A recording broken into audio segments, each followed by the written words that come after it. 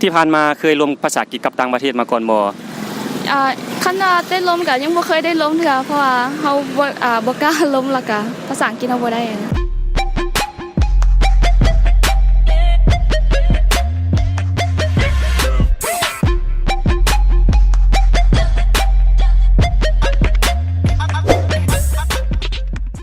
บัดนี้เราจะมาสัมภาษณ์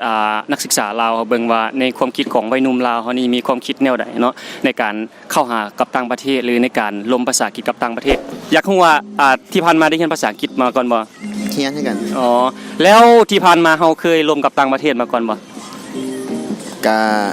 ส่วนน้อยขอโทษเนาะชื่อหยังเนาะชื่อวิลาอ๋อชื่อวิลาเนาะปัจจุบันเป็นนักศึกษาอยู่บ่โดยยังเป็นนักศึกษาอ๋อเป็นนักศึกษาอยู่ที่ผ่านมาเคยลงภาษาอังกฤษกับต่างประเทศมาก่อนบ่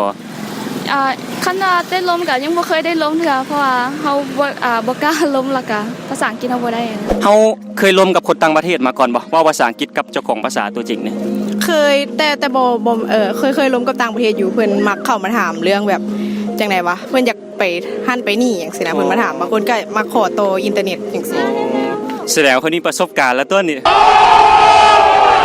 แล้วเฮามีแนวคิดบ่ที่ว่าอยากร่วมกับต่างประเทศตัวเป็นๆโดยที่ว่าเฮาเข้าไปหาเพิ่นเองโดยที่ว่าเพิ่นบ่ได้มาหาเฮานะมีบ่มีแนวคิดนี่บ่ก็อยากเข้าไปร่วมอยู่แต่ว่าก็บ่กล้าปานใดนะอ๋อแสดงว่าถ้าได้เพิ่นมาเข้ามาหาเฮาตัวนี้อ๋อเตอถามว่าบ่กล้านี่ย้อนหยังภาษาอังกฤษเฮาก็มีแล้วเด้เรียนมา5ปีเนาะแต่เฮายังคาตัวใดอยู่บ่ฮู้ว่าสิไปล้มเรื่องจังได๋เพราะว่าก็นะคือมื้อนี้เนาะเฮามาสวนเจ้าอนุวงศ์เนาะเฮามาเห็นต่างประเทศได้หลายคนเนี่ยเนาะเคยคิดบ่ว่าเฮาอยากเข้าหาหรืออยากร่วมกับคนต่างประเทศตัวเป็นๆจักเทื่อนึงบ่เคยมีความคิดนั่นเลยอยากเว้าภาษาอังกฤษเป็นบ่